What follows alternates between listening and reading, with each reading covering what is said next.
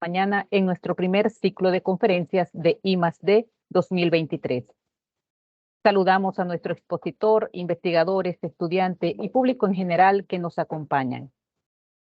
Antes de dar inicio a nuestro ciclo, informamos a los presentes que la reunión se estará grabando, por lo cual agradecemos mantener los micrófonos en silencio. Las preguntas se responderán una vez culmine el expositor su presentación y las mismas las podrá realizar escribiendo en el chat o levantando la mano.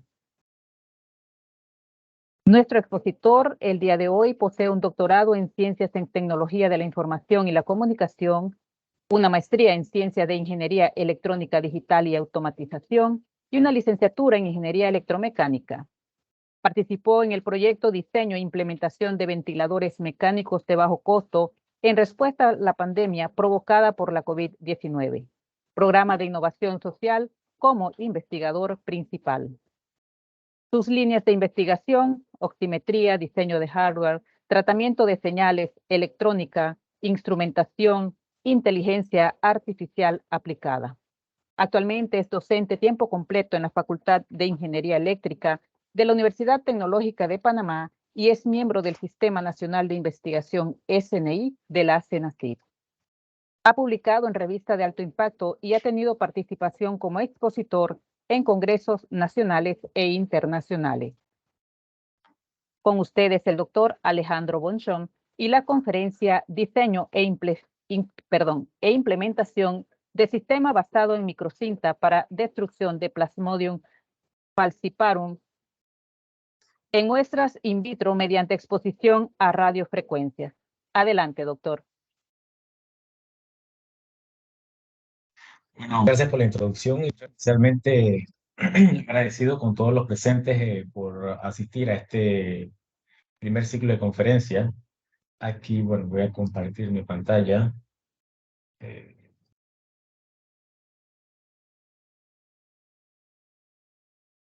Creo que se ve, me imagino, ¿verdad?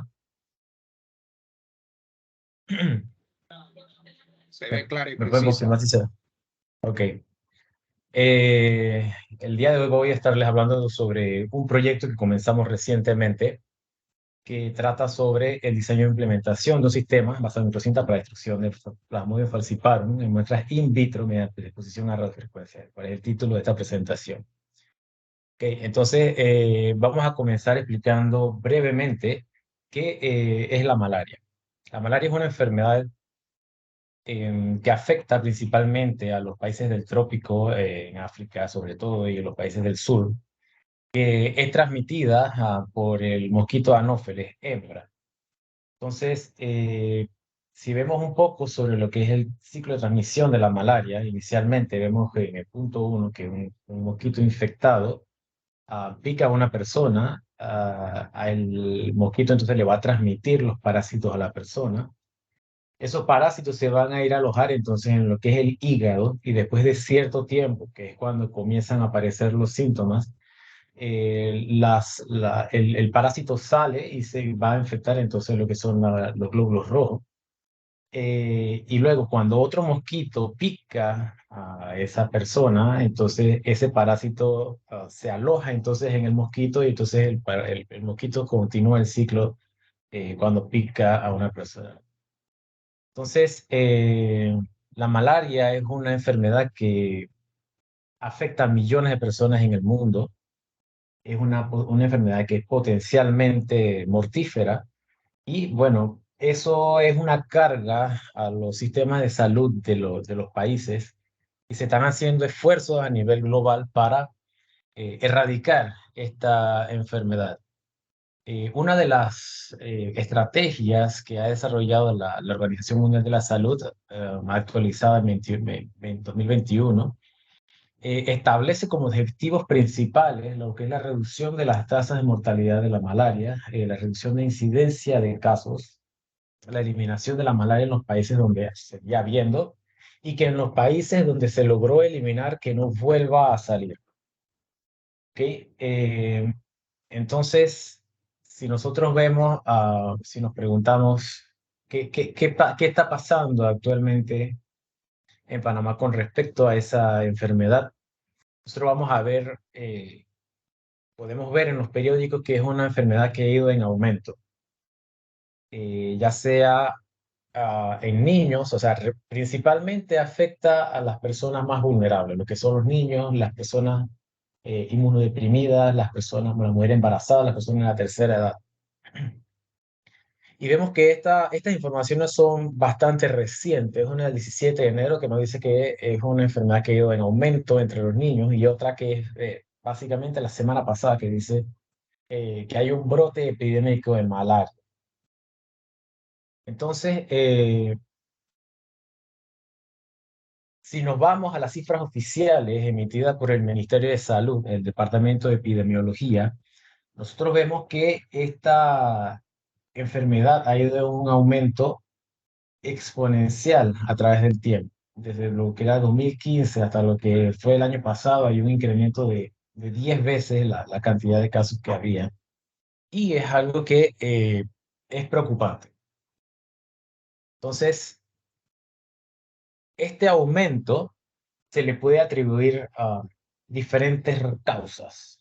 Primero, lo que es la reducción de actividades del control del vector, el control del mosquito, porque las actividades que tenían que ver con la fumigación, las, la, la concientización, la sensibilización de la población a lo que era la reducción de los criaderos, del uso de mosquiteros, todas esas actividades han ido perdiendo fuerza y los esfuerzos que se habían logrado para disminuir la población de mosquitos transmisores de la malaria ha ido entonces, como que dice, reculando.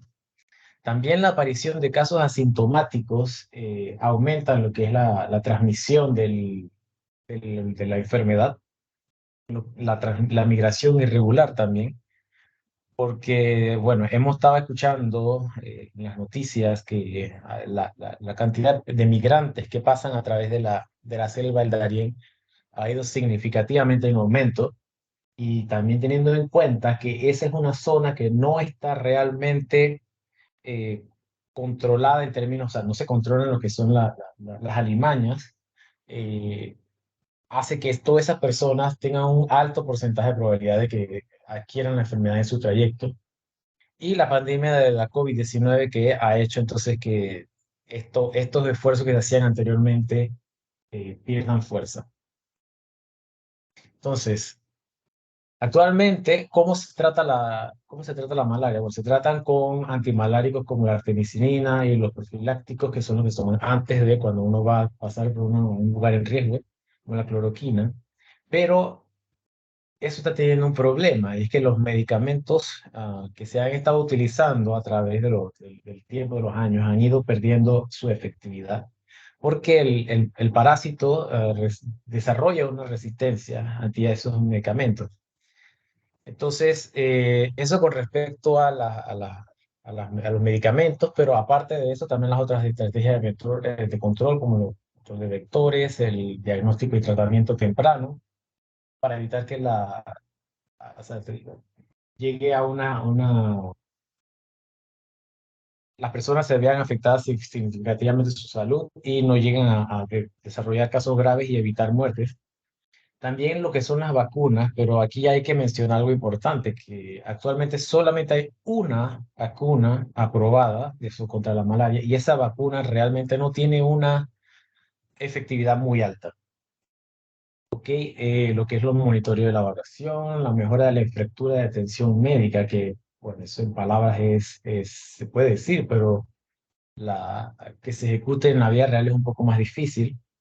La educación y la concientización de la población para que sepan cuáles son las medidas que ellos pueden tomar para evitar nuevos contagios. Y este último punto, que es particularmente importante, que es el desarrollo, la investigación y desarrollo de nuevos medicamentos y herramientas de diagnóstico. Esto de desarrollo de nuevos medicamentos es imperativo porque, como mencionamos anteriormente, ya el parásito tiene resistencia medicamentosa. Así que hay que, aparte de desarrollar nuevos medicamentos, ver cómo se pueden tratar estos casos de infecciones. Entonces, eh, En esta presentación lo que vamos a ver es un nuevo método que se ha desarrollado aquí en Panamá para el tratamiento de lo que son los casos de malaria. Pero antes de entrar a en qué consiste esa nueva tecnología o ese nuevo método para la destrucción de los parásitos, tenemos que entrar un poquito más en lo que es, a ver lo que es el círculo de vida del parásito. Inicialmente, el mosquito, como en la esquina superior derecha vemos, llega y pica a una persona, un mosquito infectado. El mosquito infectado, entonces, al momento de picar a la persona, él va a estar insertando los parásitos en su forma de porozoitos. Esos porozoitos van y se van a alojar en el hígado, que más o menos en un periodo de 15 días él va a estar incubándose y reproduciéndose. Después, ya cuando el parásito está listo, digamos que sale y va a infectar lo que son los glóbulos rojos. Ellos se van a pegar a un glóbulo rojo y van a tener distintas fases por las que va a pasar. Primero es el anillo, luego pasa a trofosóito, luego el esquizonte y luego entonces el esquizonte libera los esquizos se liberan y entonces continúa su ciclo reproductivo. Pero aquí para entender el principio de lo que trata esta investigación, tenemos que enfocarnos en lo que es la etapa del esquizonte. Cuando estamos en el esquizonte, lo que hace es que ellos se alimentan del glóbulo rojo y para poder alimentarse de él, bueno, ellos crean lo que se le llama una vacuola alimenticia que, perdón, que es un lugar donde ellos digieren el glóbulo rojo y a la vez se van creando unos desechos, un subproducto de su alimentación. Y a ese desecho, bueno, que es tóxico para ellos, que se llama hemozoína, ellos lo almacenan en esa vacuola alimenticia. Entonces, para los parásitos de la malaria, como dice en el texto subrayado, la M, la molécula de M de la hemoglobina, tiene que ser neutralizada para el parásito porque es tóxico para él. Entonces, esa M se convierte adentro de la vacuola digestiva en un pigmento malárico que se llama hemozoide. Entonces, aquí la clave de este sistema reside en esa hemozoide. ¿Por qué? Porque se ha demostrado que la hemozoína es paramagnética. Algunos dicen que es súper paramagnética. Entonces eso significa que ella va a interactuar con los campos magnéticos y los campos electromagnéticos se aplican del exterior. Entonces, han habido también algunos estudios donde los científicos llegaron a sacar, a extraer, a aislar las células infectadas de malaria, simplemente poniéndole un imán, que siendo paramagnéticos ellos van entonces a ser atraídos en esa dirección. Entonces, inicialmente se tuvo una idea donde se trató de colocar muestras infectadas con malaria entre dos placas paralelas aplicándole un voltaje, lo que significa que se le habría estado aplicando un campo eléctrico a esas muestras infectadas. Entonces, lo que vemos aquí en la gráfica es la cantidad de parásitos que había a las 24 horas con respecto a cuánto había a las 0 horas, o sea, al inicio. Eso lo que nos dice es qué tan rápido o cuánto se multiplicó el parásito. Entonces, una vez hicieron este experimento de manera, digamos, inesperada, se dieron cuenta que aquella muestra que no estaba expuesta hacia el control tuvo digamos, había como 4,5 veces más parásitos a las 24 horas que a las 0 horas. Sin embargo, cuando se vio qué era lo que pasaba en aquellos que se exponían al campo eléctrico, hubo un aumento de 8 veces la cantidad de parásitos eh, a las 24 horas que con respecto al inicio. O sea, fue inesperado porque se pensaba que aplicándole un campo eléctrico se iban a perjudicar el crecimiento del parásito, pero en realidad fue lo contrario. Se multiplicaron mucho más que si no hubiera habido. A pesar de que esto fue algo inesperado, también a la vez fue buena noticia porque eh, dio a entender que sí afectaba, la aplicación de campos eléctricos sí afectaba al parásito. Entonces, eh, luego se trató de utilizando radiofrecuencias en vez de un voltaje en DC. Y mire que esta publicación que dice las microondas pueden matar la malaria, no técnicamente, es algo bastante nuevo, un artículo que salió en Frontiers, un journal bastante destacado y de buena reputación, y salió apenas el 2 de febrero de este año. Y esa es una investigación que se ha hecho aquí en Panamá y es súper relevante porque se logró demostrar que los parásitos de malaria se pueden matar y la parte de que no es utilizando un efecto térmico también es importante porque eso nos dice que no es simplemente que se están cocinando los parásitos y a la vez eso significa que el objetivo son los parásitos como tal y no se dañan entonces los tejidos sanos que están alrededor. Entonces, actualmente no se sabe a ciencia cierta por qué eso funciona. Hay algunas teorías que tienen que ver sobre la interferencia en la síntesis de la hemoglobina. Como vamos a ver ahora, las hemoglobina son unos cristales, pero al aplicarse la radiofrecuencia, puede que se esté perjudicando en que esos cristales se formen. Otra de las teorías es que una vez un cristal está formado, que aplicarle la radiofrecuencia puede que lo rompa y lo rompa en pedazos. Y también un efecto de resonancia que puede entonces contribuir a aumentar el efecto de cualquiera de los dos anteriores. Entonces aquí nosotros podemos ver una de las fotos que se tomaron ah, de un glóbulo rojo, de un glóbulo rojo, perdón,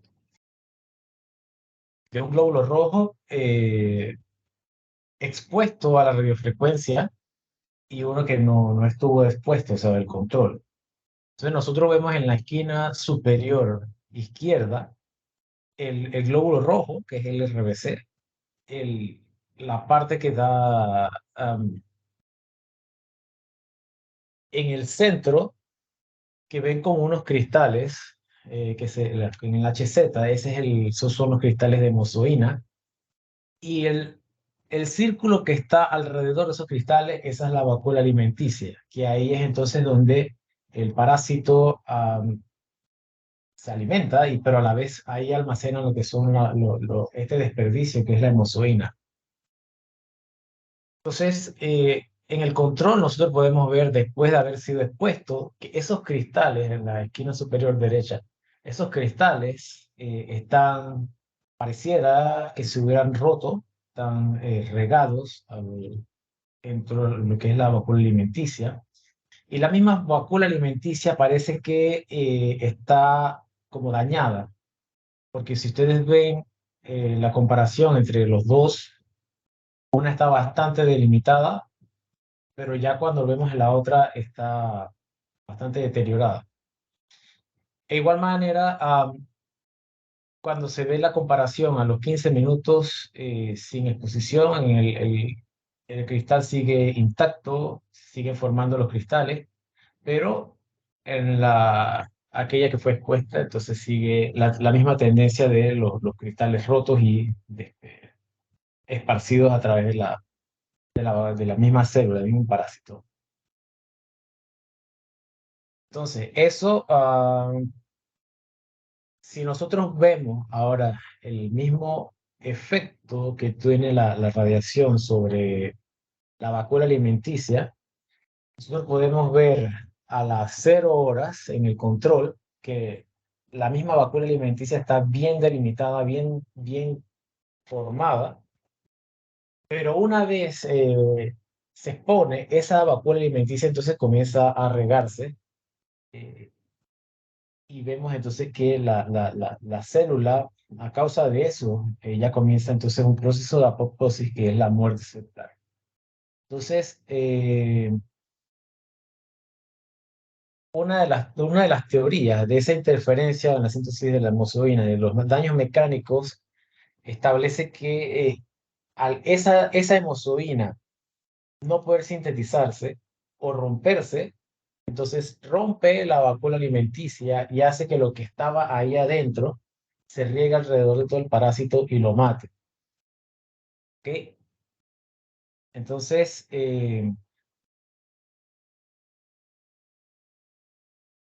cuando se hizo el estudio, esta vez utilizando radiofrecuencia en lugar de un voltaje de C simplemente, se hizo la comparación nuevamente de la parasitemia, que es el porcentaje de parásitos en la sangre. Y vemos que el UT, que es el que no tuvo tratamiento, el untreated, eh, tuvo un 100% de crecimiento relativo, pero sin embargo, cuando se compara con el MW, que es aquel que fue expuesto a la radiofrecuencia, tuvo un porcentaje de efectividad de 90%, o sea que el crecimiento relativo fue solamente de 10%.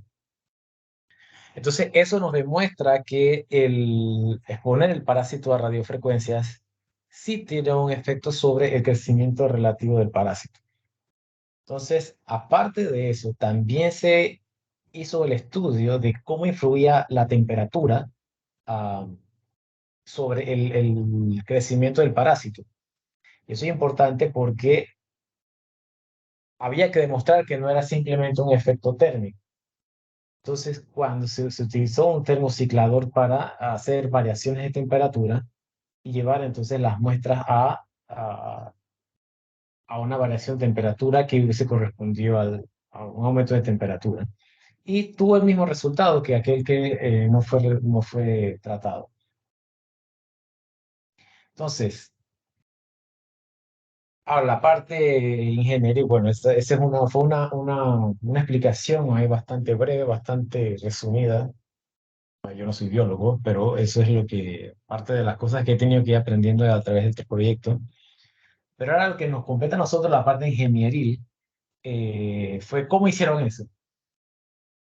Ellos utilizaron un generador de señales variable de 250 kilohertz a 4 gigas, una Jiren E4433A, y luego entonces esa señal la amplificaron con un amplificador 1000 mega a S0104. Y se lo mandaron entonces a lo que es un aplicador, que vamos a ver con más detalle ese aplicador que es. Entonces, aquí cabe destacar que la señal que se usa, la frecuencia que se utiliza es 2.45. Coincidentalmente es una frecuencia que está libre en el espectro, o sea que cualquiera puede usar eso. Y facilitó entonces lo que eran las partes experimentales. Y la potencia entonces que se le aplica a esas señales de 1 watt. Y entonces luego se manda al aplicador, que el aplicador es donde se pone la muestra de sangre, la muestra contaminada de sangre, y se pone la frecuencia. Entonces, hay un detalle con ese experimento, con ese arreglo experimental. Perdón. Ustedes ven ahí los equipos que ellos utilizan para eso. Esos son equipos que son grandes, pesados, son caros. Ahí en equipos hay más de $50,000 en equipos. Y tiene el problema de que hay varios problemas en términos de cómo se manejan las cosas en biología. Ese sistema tiene varias limitaciones, primero que son dimensiones y peso. Eh, el costo la repetibilidad y las pruebas por lote. Aquí lo más crítico es la cantidad de pruebas por lote. Eso significa que, y es una desventaja, porque cuando se hace un experimento como esto, en biología sobre todo, nosotros también nos afecta, pero más en la parte biológica, siempre hay que hacer múltiples repeticiones de cada experimento. Tienen que hacer, se llaman réplicas. Pero ¿qué pasa? Cuando se tiene una muestra de sangre contaminada para hacer esta exposición a la radiofrecuencia, ellos se contaminan con cierta cantidad de parásitos. Por esos parásitos con el tiempo se van reproduciendo. O sea que se hace la muestra, se contamina y luego ya a una hora no hay la misma cantidad de parásitos en ambas muestras. Pero como hay que hacer réplicas en condiciones iguales, ya las dos muestras no son iguales simplemente porque el parásito sigue creciendo. Entonces, por eso, como ese sistema nada más tienen uno por su costo, por, y por eso, nada más se pueden hacer dos pruebas a la vez, por día. O sea, por lote se pueden hacer dos pruebas. Entonces, lo que nosotros propusimos era convertir este sistema en un sistema portátil que fuera un solo equipo y de mucho menor costo. Entonces, aquí para hacer esto hay que considerar el esquema general de en qué consiste esto.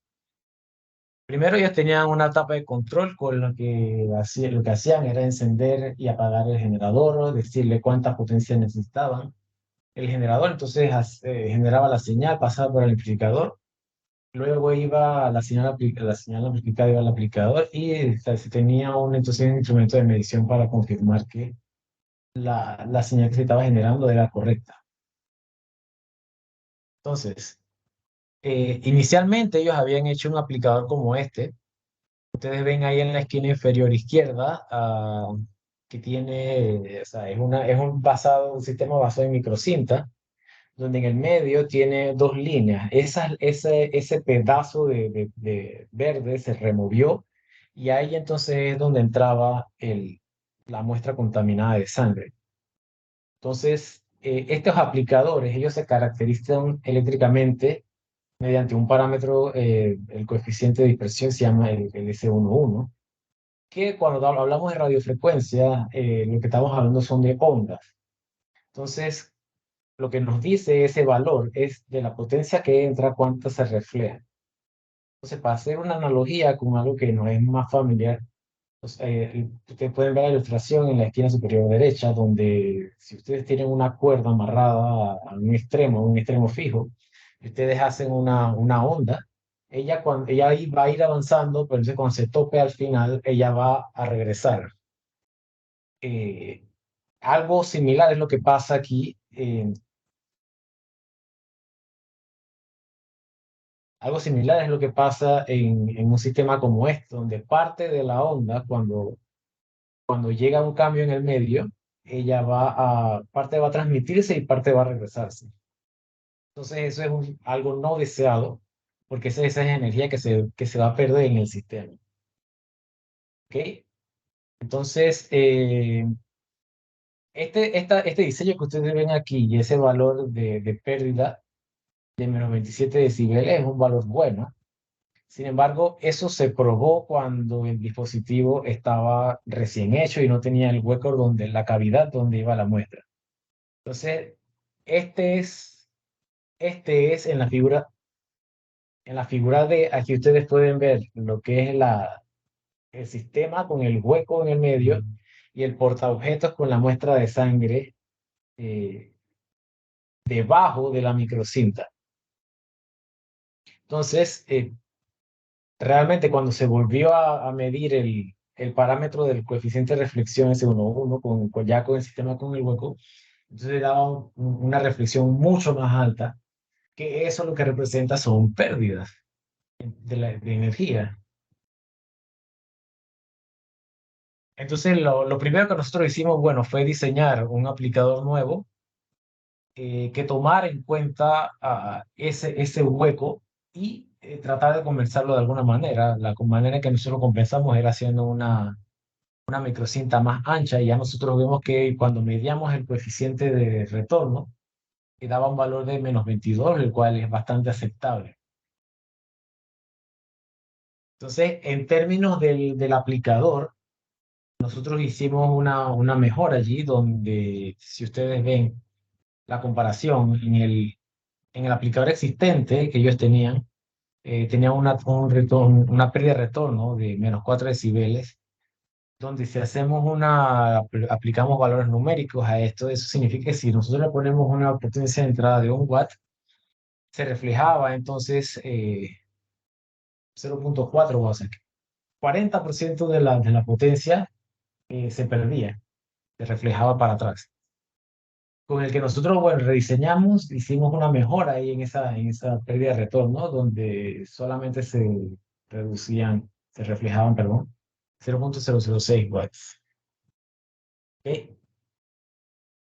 Entonces, ya cuando nosotros hicimos las pruebas para comparar el aplicador que ellos tenían con respecto al que nosotros habíamos hecho, vemos que hay una mejora de más o menos de 2%.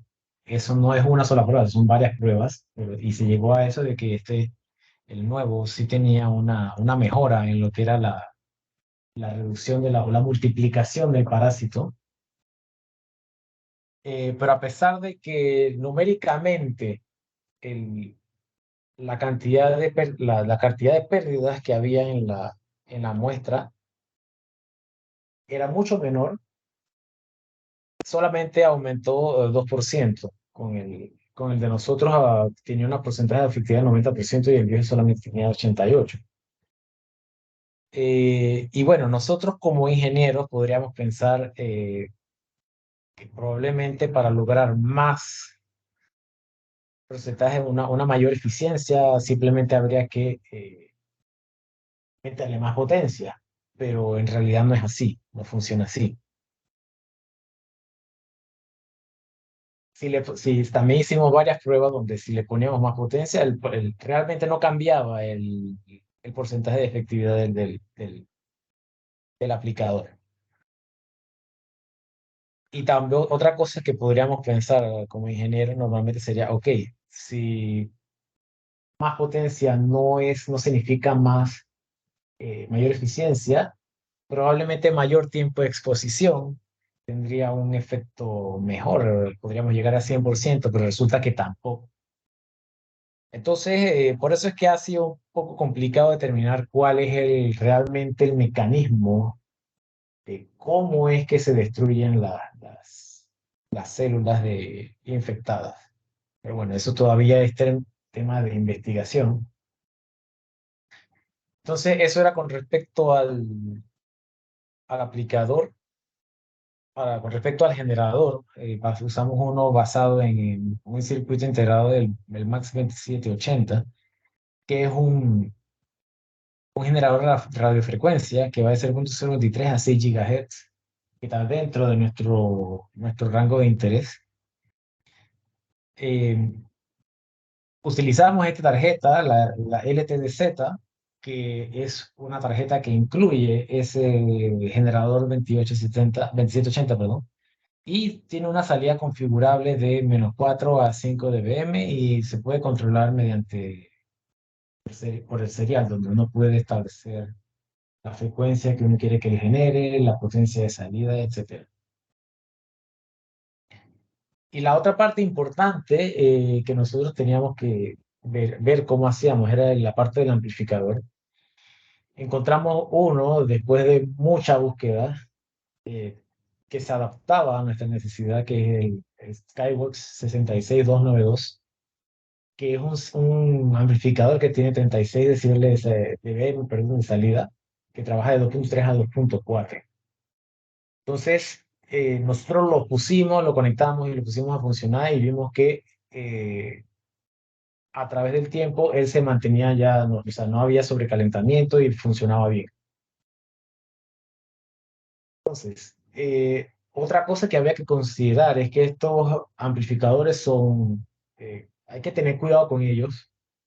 Si ustedes ven en la parte superior derecha, él tiene una secuencia de encendido donde él tiene varios pines de alimentación, voltaje de vías y voltaje de enable.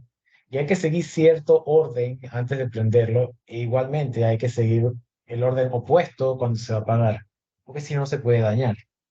Entonces, nosotros para tratar de reducir la posibilidad de un error humano, en vez de tener que estar aprendiendo varias cosas a la vez, hicimos entonces un circuito de control donde lo controlamos con un Arduino para asegurarnos que esa secuencia de encendido se ejecutara bien siempre, no hubiera errores en esa parte.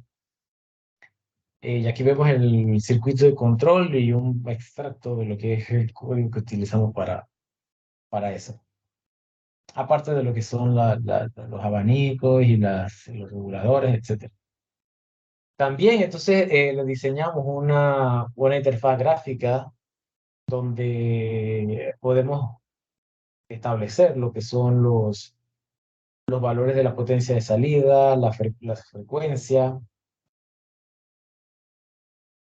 considerando que el generador se puede controlar a través de serial. También tenemos poder variar lo que es un ciclo de trabajo. Y ahora ese es otro parámetro, otra variable más que también influye o hace que esto sea un poco complicado determinar por qué funciona en lo que es el uso de un ciclo de trabajo que es requerido. Porque también se ha demostrado, se han dado cuenta que este ciclo de trabajo que ustedes ven aquí de 8 segundos encendido y 15 segundos apagado, es si se deja 100% del tiempo la muestra irradiándose, no llega a la mismo porcentaje de efectividad que con este. Es menor. Entonces, eso es, digamos, otra capa más que suma a la complejidad de saber por qué esto funciona. Pero sí, ya se han dado cuenta que 8 segundos encendido y 15 segundos apagado es mejor, como si la célula meterle ponerle la frecuencia, luego dejar que se relaje y luego volver a hacerlo, tuviera un mayor impacto que simplemente irradiar el 100% del tiempo. Entonces, bueno, todos estos parámetros se pueden configurar a través de la interfaz gráfica. Y al final pasamos de lo que es la imagen que ven en la derecha a lo que está en el círculo en la izquierda. Ahora ahí se ve el sistema, ese es el sistema completo, ahí se ve, digamos, todo regado. Todavía en ese tiempo no le teníamos un case así elegante. Eh, pero ahorita mismo estamos trabajando en eso. Vale destacar, ahora que lo menciono, es que este es un trabajo en curso, así que todavía estamos trabajando en esto. Pero aquí lo importante es que hemos reducido lo que es el volumen, el costo y posiblemente el rendimiento de este sistema, del sistema antiguo, con este nuevo arreglo. Ahora, este dispositivo todavía no tenemos a ciencia cierta cuánto es el porcentaje de efectividad, pero sabemos que estamos teniendo la frecuencia de salida que nos esperábamos, la potencia de salida que nos esperábamos también y que todo funciona. Ahora lo que hay que hacer es hacer más pruebas exponiendo parásitos para ver en realidad si funciona y si no funciona, qué es lo que cambiar. Sabemos que funciona, pero todavía no sabemos a ciencia cierta cuánto.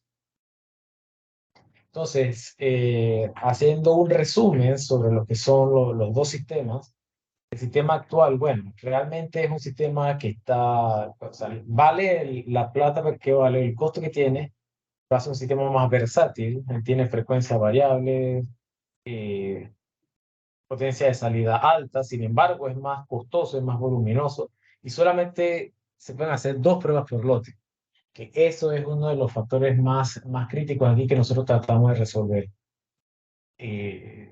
con nuestro sistema. Y nuestro sistema o sea, tiene una frecuencia fija que está obligada por el amplificador, que solamente trabaja de 2300 a 2400 GHz.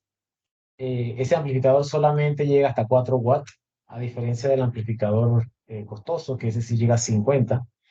Pero nosotros tiene la ventaja de que es portátil y que se pueden hacer varias pruebas por lote. Entonces, también vale la pena destacar aquí que eh, esas fotos que ustedes vieron en antes, son de estas fotos que ustedes ven acá, perdón,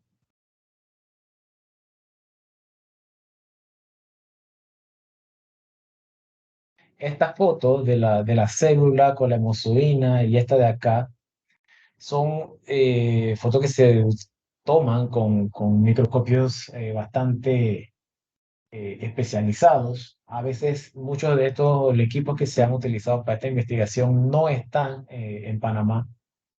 Y eso significa que las pruebas hay que a veces llevárselas al exterior para trabajar con los laboratorios de investigación internacionales que que están metidos también trabajando en esto. Pero con el sistema actual, esas muestras, bueno, se hacían, pero no había forma de que no es tan fácil llevarlas al exterior y que esas muestras se conserven en el tiempo. Entonces, con este, bueno, la ventaja de que sea portátil es que se lo podrían llevar a hacer una prueba en otro lado y ahí mismo ver en el microscopio qué es lo que está pasando en la célula durante la exposición. Así que esa también es otra ventaja significativa que nosotros podríamos llegar con este desarrollo. Entonces, hablando del trabajo futuro, nosotros, pues bueno, una sería el reemplazo del amplificador por uno de banda ancha. Sin embargo, lo que encontrábamos en el mercado no eran solamente los amplificadores, pero había que hacerle su propia tarjeta. Aquí tuvimos la suerte de que nos encontramos una tarjeta de evaluación que ya incluía el integrado en cuestión de solamente de conectar, pero cuando ya es más específico, bueno, hay que rehacer la misma tarjeta, uno la tiene que hacer. Em, Otra sería agregar detectores de RF y hacer las mediciones de los parámetros de dispersión en tiempo real para saber qué es lo que está pasando en la célula, si realmente hay algún cambio en el comportamiento durante la prueba o después de la prueba. Eso se puede hacer midiendo las potencias de entrada y salida y midiendo entonces lo que son los coeficientes de dispersión eh, luego de la prueba y el aumento de la potencia de salida para poder hacer varias pruebas en paralelo. Ahora, bueno, ya esto sí es algo mío, los proyectos que yo hago normalmente yo los subo son código abierto, yo los subo a mi cuenta de GitHub, donde ahí pueden ver lo que actividad mecánica que se mencionó antes, este proyecto, yo lo voy subiendo allí, porque yo soy partícipe de lo que es el código abierto, ¿no? Así que si a alguien le interesa, bueno, está allí. Y finalmente, bueno, una foto de las personas que estamos trabajando directamente, o sea, los beneficiarios directos de este proyecto. La mayoría son de ICASAT, solamente estoy yo ahí, mi estudiante también está ahí, de un estudiante de tesis con el que estoy trabajando, pero el resto son investigadores de INDICASAT, que es con quien estamos trabajando esto y que están trabajando en este proyecto.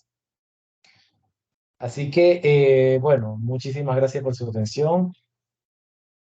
No sé si hay alguna pregunta. Agradecemos a nuestro expositor su presentación e iniciamos en este momento el periodo de preguntas y respuestas. Puede levantar la mano o abrir el micrófono o bien escribirla en el chat.